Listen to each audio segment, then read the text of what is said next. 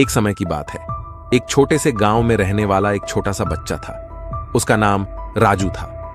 राजू को रंगीन दुनिया में कुछ अद्भुत चीजें देखने का बहुत शौक था। एक दिन राजू एक जादूगर से मिला जिसका नाम आचार्य विक्रम था। आचार्य विक्रम ने राजू को एक खास आइटम दिया। राजू ने उस जादू को उपयोग किया और देखा कि हर एक चीज उसके आसपास में जवाब देने लगी। वह बहुत खुश था क्योंकि उसने इसका सही तरीके से उपयोग करना सीख लिया था। एक जादू बसा हुआ था। पहला सीख, सफलता का राज है उदाहरण बनाना। राजू ने अपने जीवन में जो कुछ भी किया उसे एक मिसाल बनाने का प्रयास किया। लोग उससे प्रेरित होकर उसके पास आते और उससे सीखते।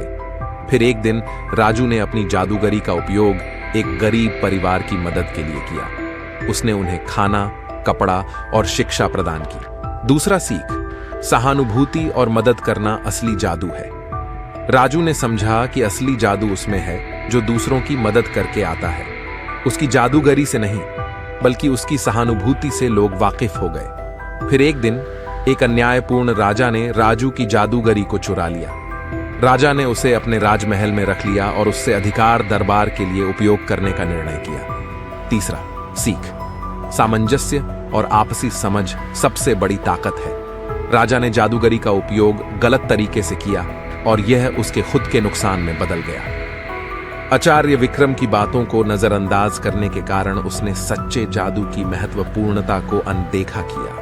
आचार्य विक्रम ने राजू को आकस्मिक घटनाओं का सामना करने की शिक्षा दी और उसे सिखाया कि वह अपनी सोच और दृष्टिकोण को सुधार कर जीवन में सफलता प्राप्त कर सकता है। राजू ने आचार्य विक्रम की शिक्षाओं का पालन किया और अपने जीवन का सही दिशा में बदला। उसने देखा कि जादूगरी की सच्ची शक्ति उसकी आत्मशक्ति में छिपी हुई थी।